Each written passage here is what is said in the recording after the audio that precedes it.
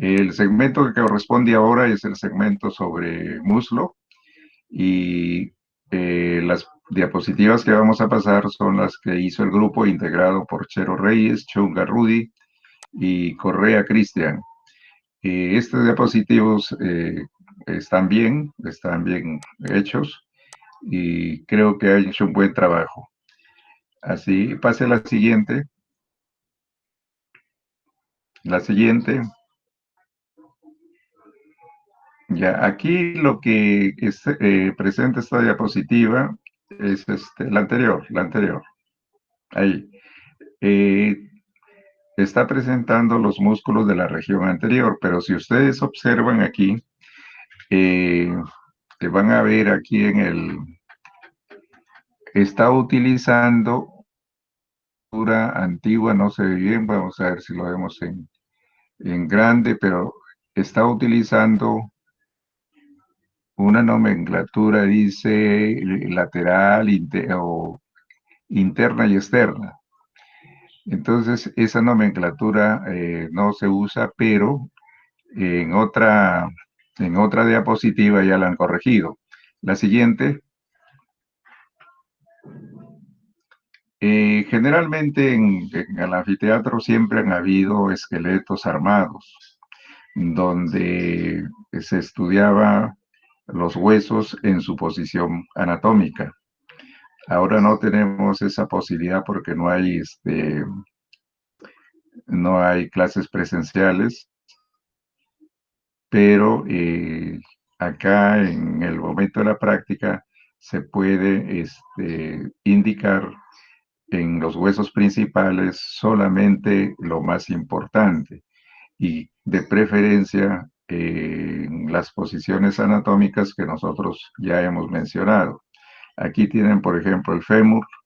El fémur aquí lo tienen como un hueso separado totalmente. Eso generalmente debe estudiarse en su forma natural, es decir, articulado, y si fuera en una pieza anatómica,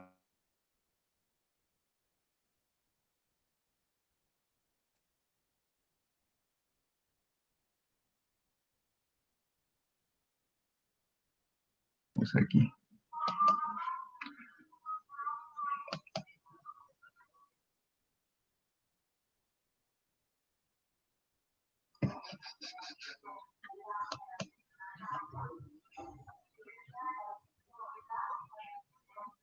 Por favor, siga pasando la diapositiva. Ya, aquí tenemos la articulación de la cadera. En la articulación de la cadera tengo entendido que lo hicieron en la clase anterior, así que eso lo vamos a pasar. La siguiente. La siguiente. Nuevamente aquí se presenta el hueso fémur en la misma forma, sus partes más saltantes, la cabeza, el cuello y abajo los cóndilos. Siguiente. Nuevamente, esto lo van a ver en la práctica, pero solamente en lámina porque no hay presencial. La siguiente.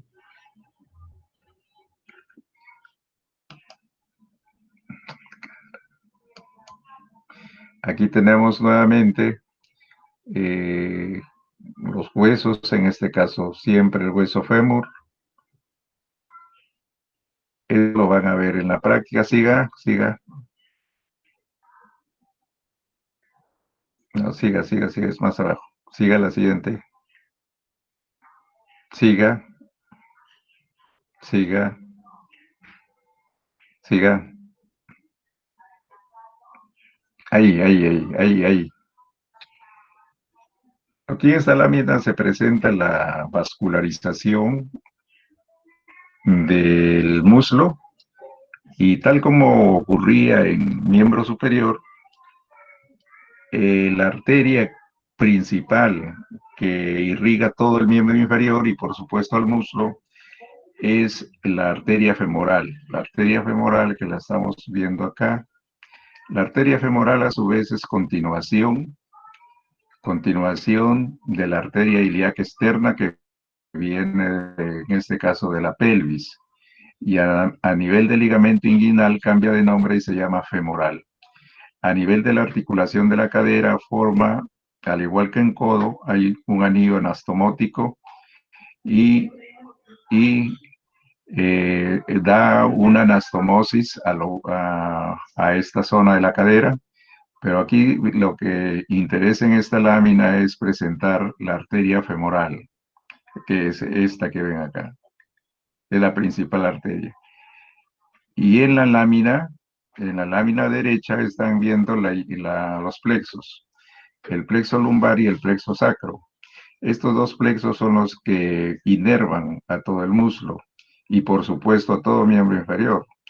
El plexo lumbar se distribuye en la cara anterior del muslo y el plexo sacro a la cara posterior del muslo. Esta lámina está presentada para que vean el origen de estos nervios que van a inervar prácticamente a todo al miembro inferior, tanto en inervación sensitiva como en inervación motora. Siguiente.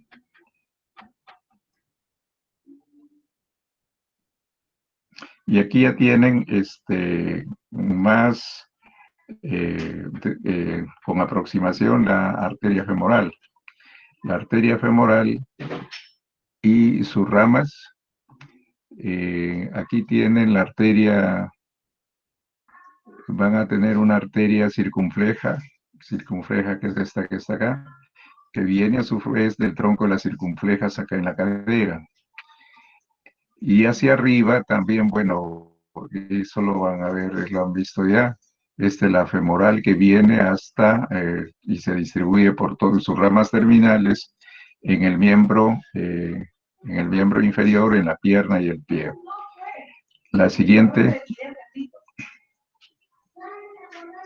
aquí lo tienen más aproximado y a la izquierda están las ramas. Esta arteria que la ven acá,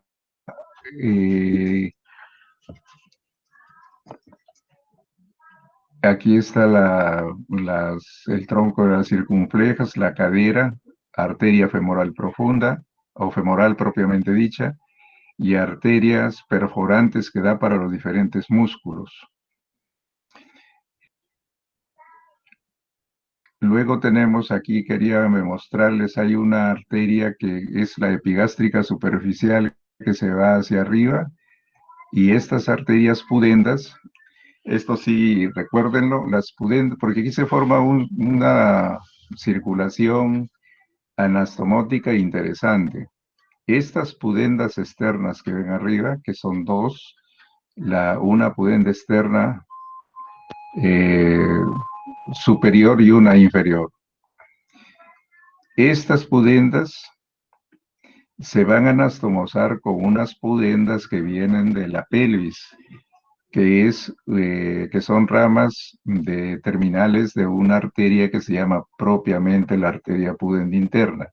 Esto ténganlo presente porque lo vamos a ver en el segmento pelvis, cuando hagamos la anatomía de esa región.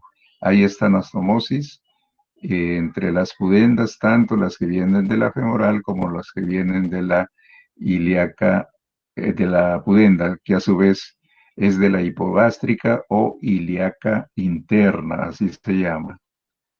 Y luego acá hay una epigástrica superficial. También recuérdenla porque esta epigástrica superficial tiene un recorrido interesante porque va ascendiendo a través de la pared abdominal hasta que se encuentra con las ramas terminales de una arteria que viene desde el tórax y que corre paralela al esternón, que es la arteria mamaria interna. Y fíjense, una anastomosis entre una rama, que es la mamaria interna, que viene desde la subclavia, con esta que viene de la femoral.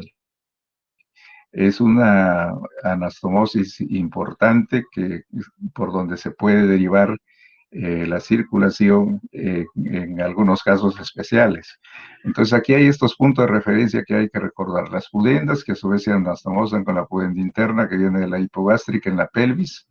La hipogástrica también se llama ilíaca interna, por si acaso. Y esta con la que se continúa en la femoral se llama ilíaca externa. La ilíaca interna o hipogástrica es para toda la pelvis y una de sus ramas terminales es esta que estaba mencionando, la pudenda interna. La siguiente. Y este es el sistema venoso. Este sistema venoso es importantísimo.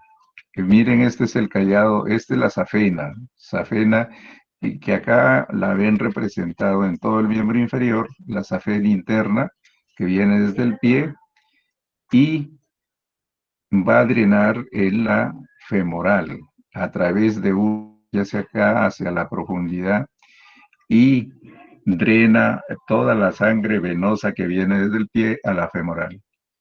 Ahí en la, en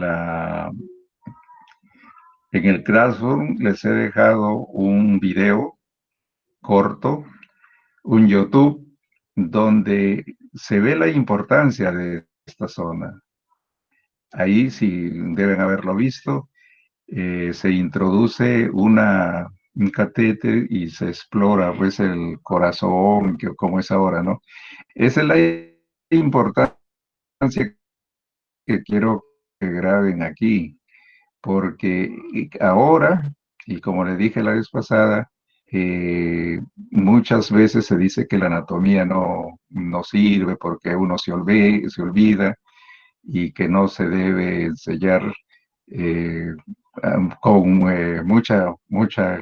con mucha extensión, a pesar de que se ha ido recortando la anatomía. Hoy día, con el auge de la tecnología y el diagnóstico por imágenes, ha cobrado mucha importancia la anatomía.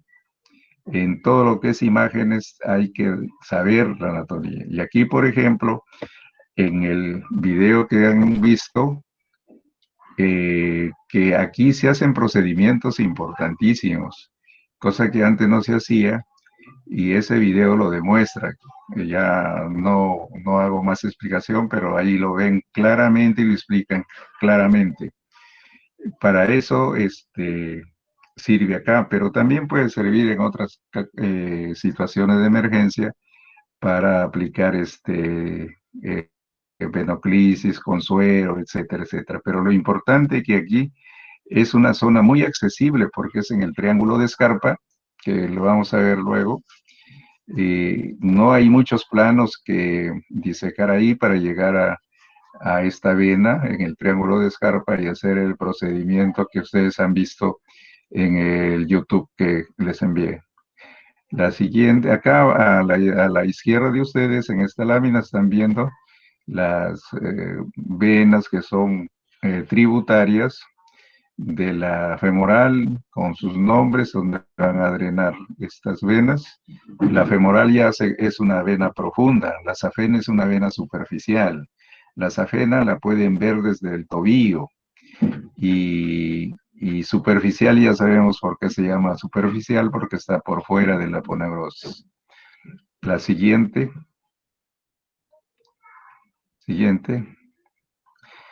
Estos son los músculos de la región anterior. Los músculos principales de la región anterior, en primer lugar, tenemos el cuádriceps, con sus porciones: el crural, el vasto externo, vasto interno y recto anterior. Todos estos músculos van en general, a ir a la rodilla. Todos tienen por función la extensión, y en común tienen que generalmente tienen la misma inervación. O sea, el muslo tiene, para fines académicos, se divide sus planos musculares en tres regiones: anterior, posterior y medial. Todos los músculos anteriores, en este caso el cuádriceps, todos van a ser inervados, por ejemplo, por el nervio crural, que a su vez hemos visto que viene del plexo lumbar. Todos los músculos de la región posterior van a ser inervados por el nervio ciático. Y el nervio ciático a su vez se deriva del plexo sacro. En resumen, la región anterior es plexo lumbar, la región posterior es plexo sacro. Y la región medial es por el obturador. O sea, es muy fácil, claro que en el libro muchas veces se confunde porque a cada, por ejemplo, en el caso del cuádriceps, para el vasto externo dicen el nervio del vasto externo, pero si está en la región anterior, ya saben que el nervio del vasto externo viene del nervio crural o femoral también que se le llama, porque así está la inervación. Todo lo anterior es crural, todo lo posterior es plexo sacro, perdón, todo lo anterior es plexo lumbar, todo lo posterior es plexo sacro y la parte medial por el obturador. La siguiente. Y ahí están los músculos ya individualizados, el crural, el vasto externo, siga.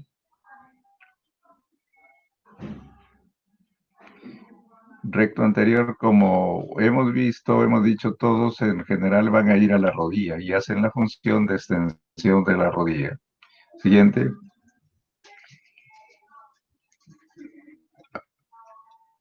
Nuevamente aquí tenemos el cuádriceps con todos sus componentes. Y aquí les decía que ya cambia la anatomía, porque a la nomenclatura, perdón, de las primeras diapositivas que decía interno o externo. Acá ya está claro que dice, por ejemplo, el vasto medial y el vasto lateral significa que son músculos que el medial es antiguamente llamado interno y el lateral es el músculo llamado anteriormente externo. Y los otros músculos también están ahí, de la región anterior. La siguiente, siguiente. Nuevamente los músculos de la región anterior, los músculos del cuádriceps.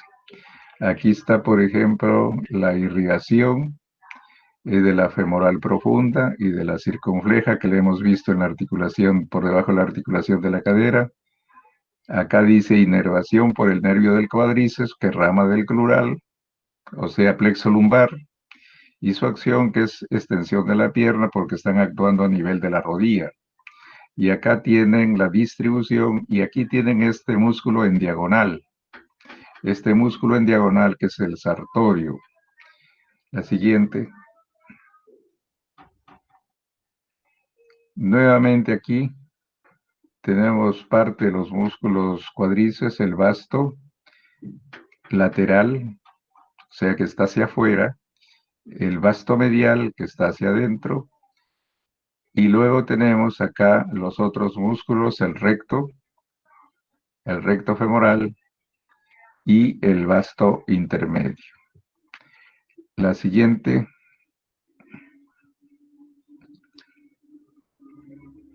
Y aquí tenemos este nervio que cruza en diagonal, que lo hemos visto en otra diapositiva. Fíjense que viene desde el hueso coxal y se va a y va a ir hasta la rodilla, pasando la rodilla, y cruza en diagonal.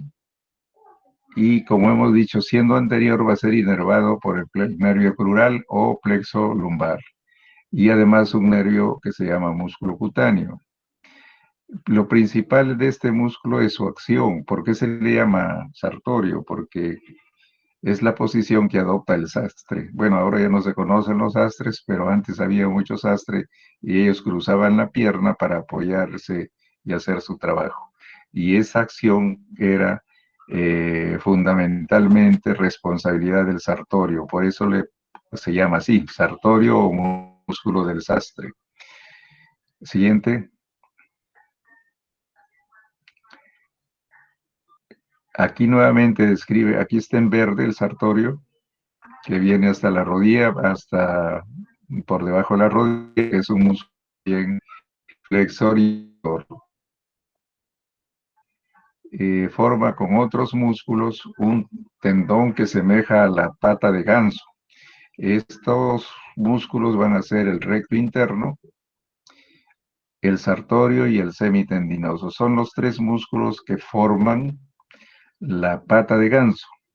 Eso grábenlo bien porque siempre se menciona en diferentes pruebas, en diferentes tests.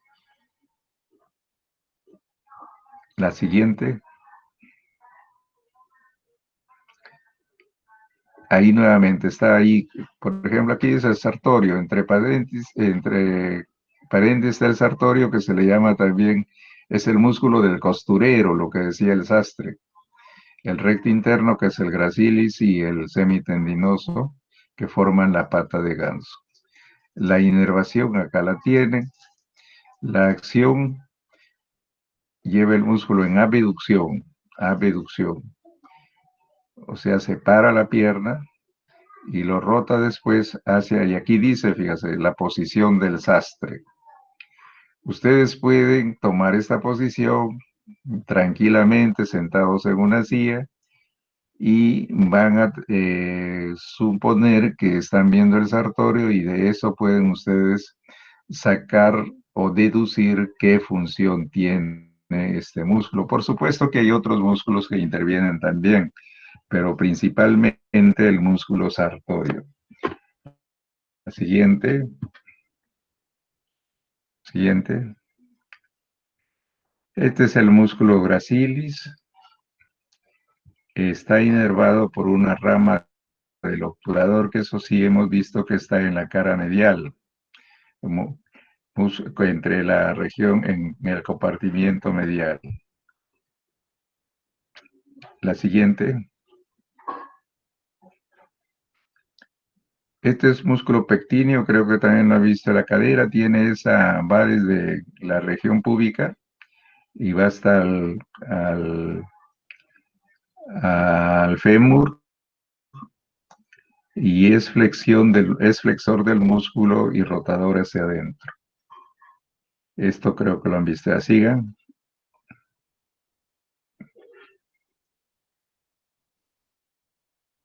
Y aquí vienen los aductores. Estos músculos aductores son tres, el pintado en verde está el corto, el largo o mediano y el aductor mayor. Son músculos que también nacen en el hueso coxal y tienen una función importantísima, que es realizar la aducción del muslo.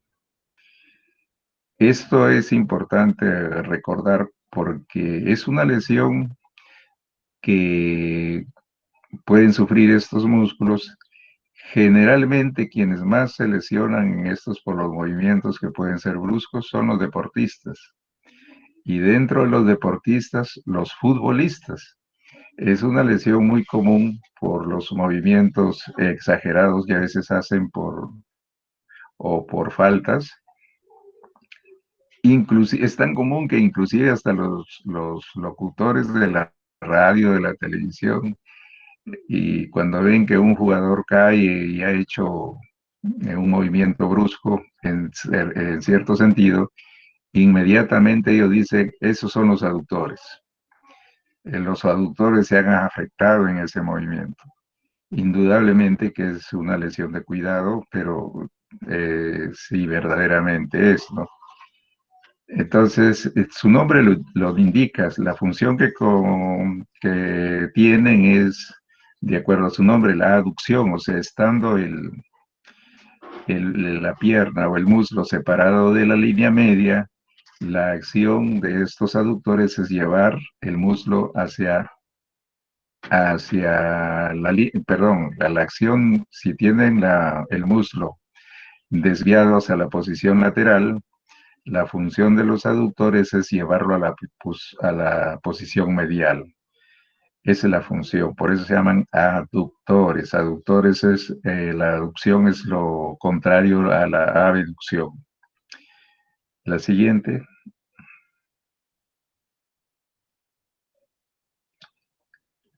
Y aquí tienen este conducto que lo tienen en el sílabus, en la clase, dice conducto de Hunter.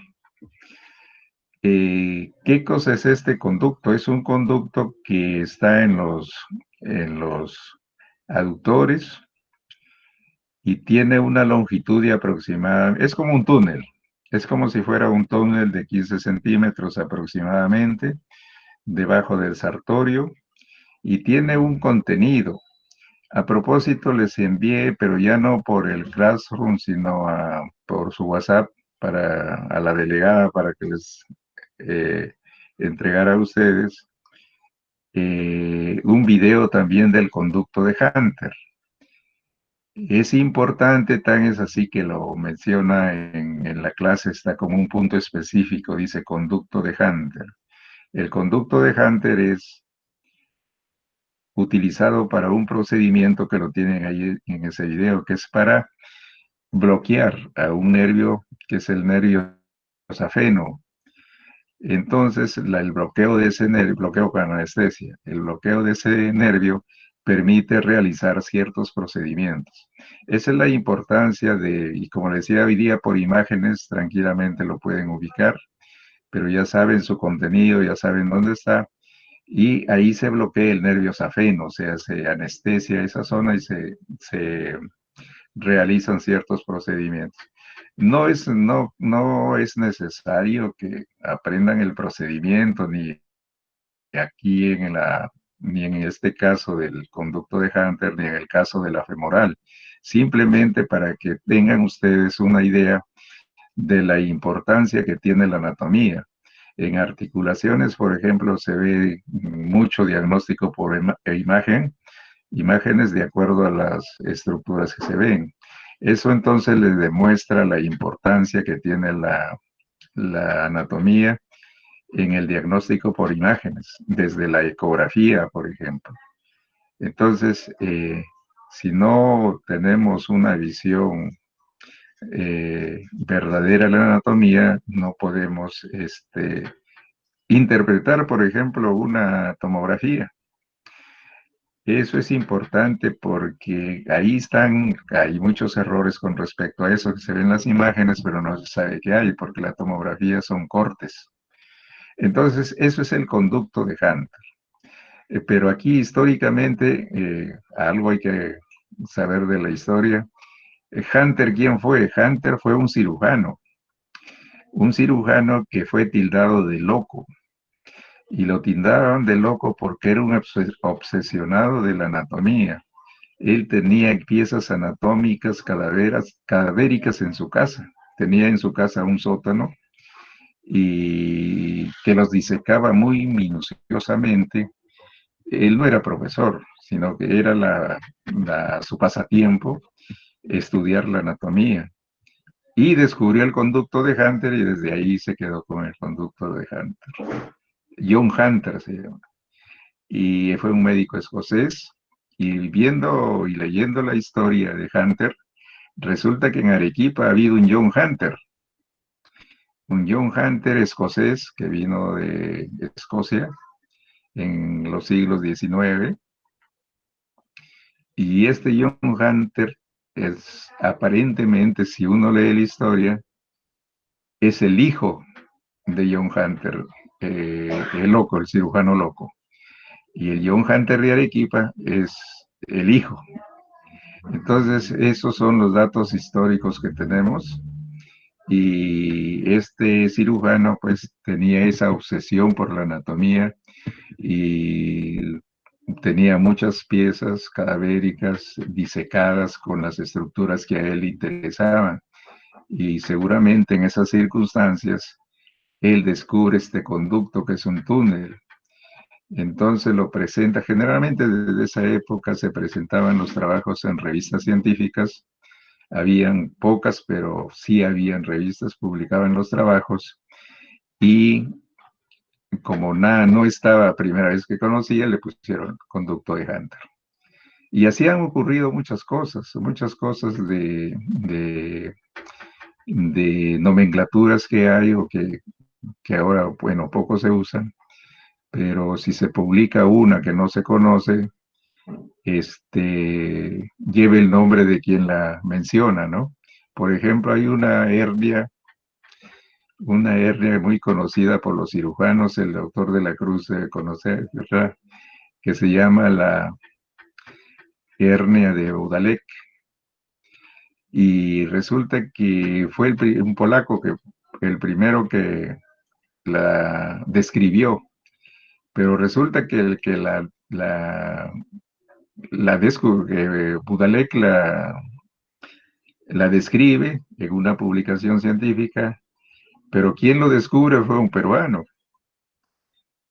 Lo que pasa que no la describió, simplemente la publicó, pero la publicó en un periódico, que no era revista científica.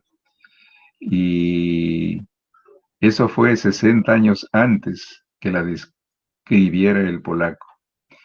Entonces, si lo hubiera descrito el peruano, seguramente que llevaría el nombre del médico peruano. Entonces, esa es la importancia de escribir, de publicar lo que es novedoso y publicarlo en revistas, pues, eh, que tengan una acreditación importante. Bueno, ahora son muchas las revistas, ahora ya tenemos una biblioteca virtual que ya lo van a conocer. La siguiente. Esta es la arteria ilíaca, y la ilíaca externa que, como hemos dicho, primero, si siguen la aorta abdominal, es esta que la ven aquí, la aorta abdominal más o menos a la altura del promontorio es la L5, a la altura del promontorio se bifurca en dos, ilíaca externa izquierda, ilíaca externa derecha, y luego estas ilíacas se bifurcan en dos, ilíaca interna, ilíaca externa, y acá en el caso de la interna, acá esta que ven aquí en la pelvis, también toma el nombre toma el nombre de arteria hipogástrica. Esta arteria hipogástrica es la que le decía que va a dar como rama terminal las pudendas, que se van a anastomosar con estas pudendas que vienen de la femoral. Fíjense la circulación anastomótica que se forma ahí. Entonces, eso es así. Entonces, la ilíaca externa, que es la que ven acá, esta es la ilíaca externa, pasando el conducto inguinal ya se le llama arteria femoral. La siguiente.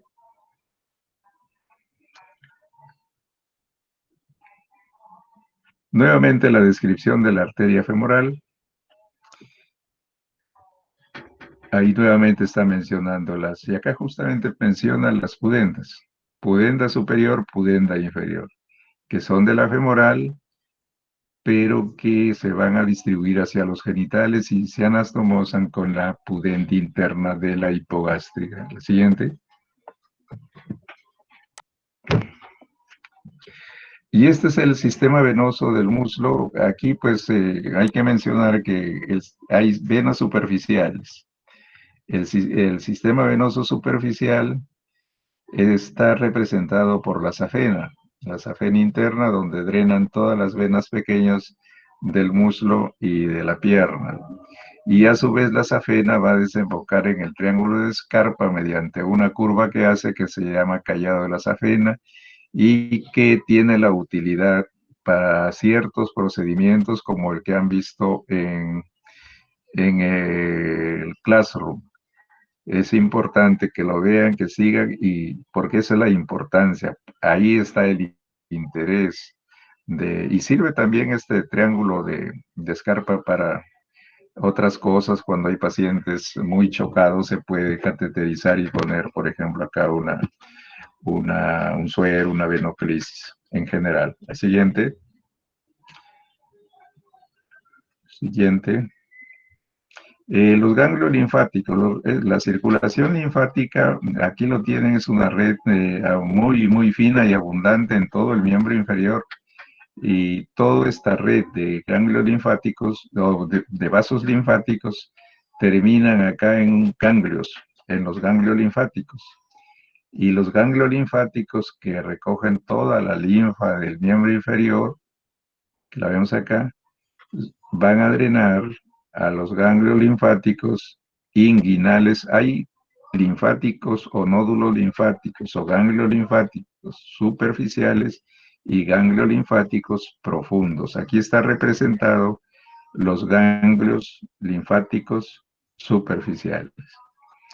Esto es importante porque ya desde ustedes habrán visto que en determinadas lesiones o enfermedades muy comunes, pueden aparecer, pueden convertirse en nódulos palpables y dolorosos. Es lo que no sé si ustedes habrán oído, supongo que han oído, se llama la seca, nuestro pueblo le llama la seca. La seca es cuando se palpan aquí una bolita, que puede ser grande, de 2 hasta de 2 centímetros, y esa bola duele, y eso se llama la seca. ¿Cuándo se puede presentar? Se puede presentar cuando alguien puede ser generalmente una herida del pie, una herida en el pie, y como se infectó, se manifiesta acá con esa bola. Y a eso le llaman la seca, le salió la seca. Pero la seca también puede salir en otras enfermedades. Una de ellas es, por ejemplo, las de transmisión sexual. Entonces, una pregunta característica es, ¿le salió la seca o le duele la ingle o tiene una bolita en la ingle? Si dice sí, quiere decir que es una reacción ganglionar. Eso es para que sepan la importancia que tiene este ganglio, este grupo de oficiales. La siguiente, la siguiente. Bueno, como dijimos, la inervación anterior, salvo por ahí alguna excepción, toda la región anterior del músculo es inervado por en primer lugar, plexo lumbar, que aquí está representado desde la L1 hasta la L4 y L5, parte de L5. Todos estos nervios derivados de este plexo van a la cara anterior. Y todo, bueno, aquí no está representado el plexo sacro, pero todos los del plexo sacro van a ir a la cara posterior. Y en el compartimento medial va a ir el obturador. O sea, es facilísimo, son 3 nervios que dan la inervación tanto sensitiva como motora al músculo. No, ahí no hay complicaciones. Es fácil recordar. Siguiente.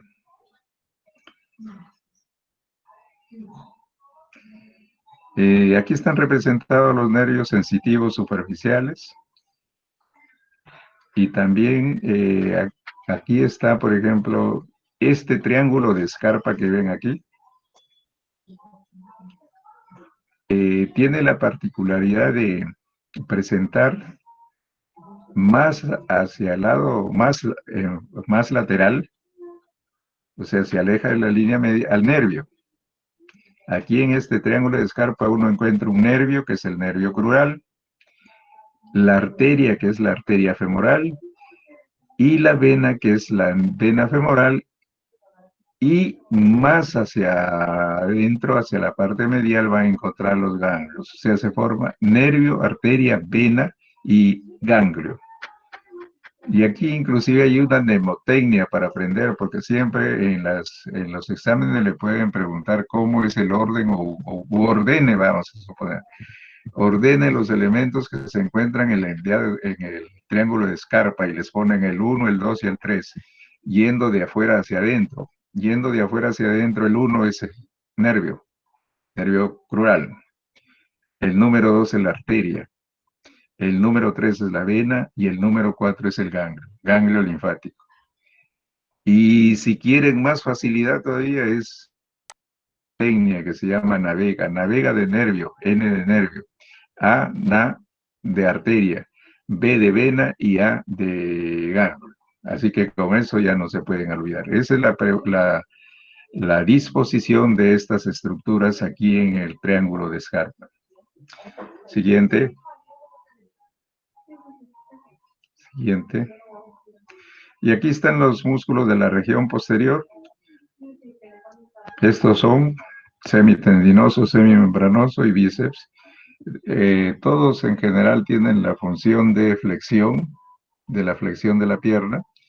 Todos, ya hemos visto, tienen la misma inervación del plexo sacro y específicamente del nervio ciático, que es el nervio más grande que hay en el organismo. Da ramas para cada nervio y en los libros encuentran nervio del semitendinoso, ya saben que es del nervio ciático, nervio del semimembranoso, ya saben que es del ciático, Nervio del bíceps femoral, ya saben que es del ciático. Siguiente.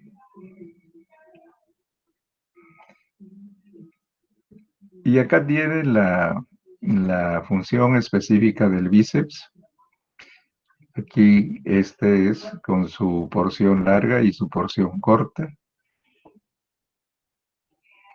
Y se dice que este músculo es el que más se lesiona en los atletas de velocidad. La siguiente, generalmente quien hace los diagnósticos de todas estas lesiones es el médico deportivo. Hay médicos que se dedican a la medicina del deporte. Hoy día, por ejemplo, eso ya no es improvisado. Por decir, no todos los equipos, pero cuando menos la selección profesional de fútbol tiene todo un equipo compuesto por el jefe de todo ese grupo, es el médico especialista en medicina deportiva, y a su vez tiene detrás de él varios profesionales, eh, por ejemplo, los kinesiólogos, los preparadores físicos, los dietistas, etcétera, etcétera. Y todos cumplen una función. Antes no era así hasta el siglo pasado. Todo se improvisaba, por eso es que era un problema una selección, no solamente en el caso de fútbol, sino en toda selección. Y tan es así que cuando se iba a Bolivia a jugar, no sabían qué hacer, si ir a aclimatarse o ir el mismo día. Había entrenadores que criollamente decían el mismo día o con 2 días de anticipación, en fin, no había orientación. Y había un entrenador, eso sí, decía, ¿qué hace para vencer la altura? Y decía el entrenador, fíjense, de una selección, decía, yo a los jugadores les doy sopa de cóndor, y con eso ya no sienten la altura en Bolivia. ¿Y qué es la sopa de cóndor? La sopa de cóndor era un caldo de huevos que malograba el estómago y los tenía pues, en malas condiciones cuando iban a jugar. La siguiente.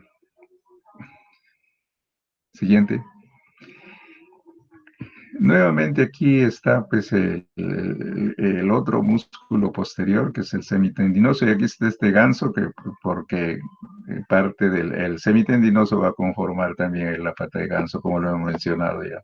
Siguiente. Siguiente. Y estos son los relieves que hacen diferentes estructuras.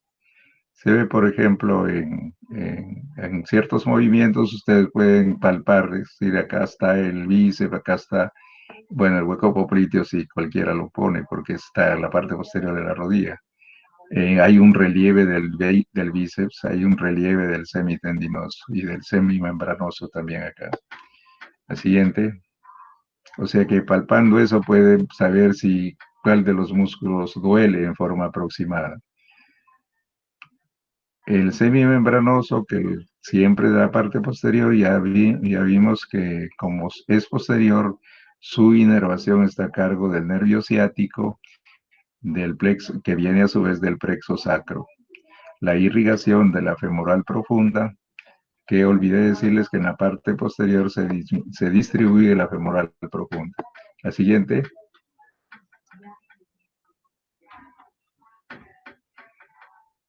Siguen los músculos posteriores y acá está un resumen de su inserción, un resumen de su inervación pues está muy bien resumido. Aquí han hecho un buen trabajo los alumnos encargados. La siguiente. Y siga. Nuevamente acá tenemos los músculos en la parte, en el compartimiento medial. Están los aductores, parte de los músculos posteriores, simplemente para ver su distribución. La siguiente.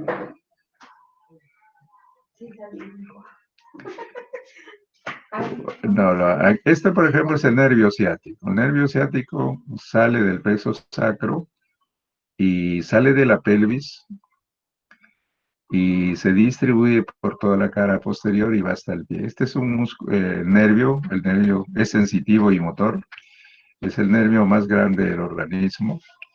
Es un nervio que se afecta también y cuando se afecta a veces por dolor, es lo que en nuestro lenguaje criollo le llaman la ciática. La ciática le llaman el dolor empíricamente, todo dolor que hay en el muslo posterior, en la cara posterior del muslo. ¿Por qué? Porque ese dolor del nervio ciático es muy. Y eso es lo que le llaman la ciática. La ciática no es broma, es un cuadro doloroso. El siguiente. Este es un corte de la pierna. El nervio ciático también se le conoce con el nombre isquiático. Aquí lo ven, nervio ciático o nervio isquiático. Siguiente. Este nervio hay que mencionar que a nivel de la cara posterior de la rodilla y la región poplitea, en el hueco popliteo, este nervio ahí se divide en dos, en nervio ciático popliteo externo o lateral y ciático popliteo interno o medial. Eso sucede en la región poplitea y estos músculos se van a distribuir en la pierna, parte anterior y parte posterior. Siguiente.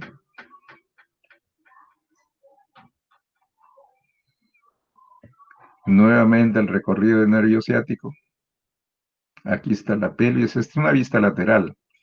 Saliendo de la pelvis, sale a nivel de la región glútea. Ahí sale el nervio ciático y se distribuye por toda la cara posterior del muslo, llevando la inervación sensitiva y la inervación motora. Siguiente. Siguiente.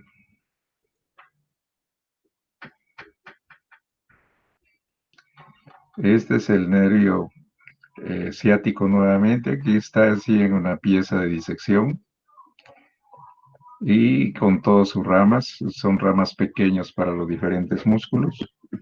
Siguiente.